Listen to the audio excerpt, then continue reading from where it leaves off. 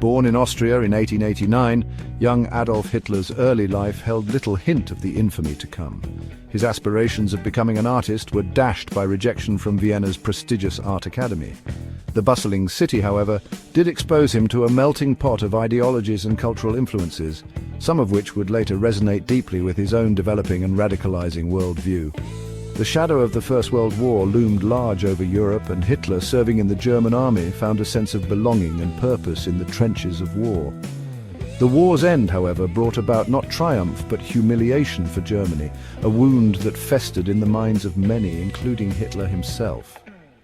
Post-war Germany was a fertile ground for resentment and radical ideologies to take root.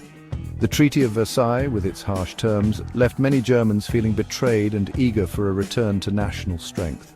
It was in this climate of disillusionment that Hitler's oratory skills, honed in beer halls and political gatherings, began to find an eager audience. His message, a potent mix of nationalism, anti-Semitism, and promises of a glorious future for Germany, resonated with a growing number of people disenchanted with the status quo. The seeds of a dangerous and destructive ideology were being sown.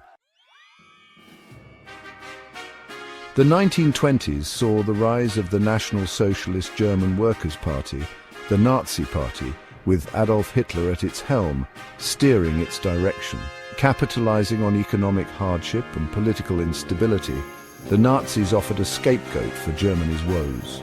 Minorities, particularly Jews, communists, and other groups deemed undesirable by their ideology. Their message was simple, powerful, and terrifyingly effective, resonating deeply with a desperate populace. Through rallies, propaganda, and intimidation, the Nazis steadily gained influence, their swastika flag becoming a symbol of both hope and fear for many. The 1933 election proved a significant turning point in German history.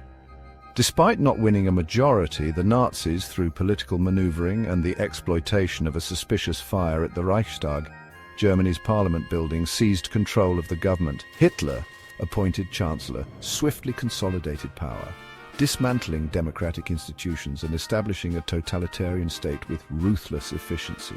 Germany, once a beacon of enlightenment and culture, was now firmly in the grip of a brutal dictatorship.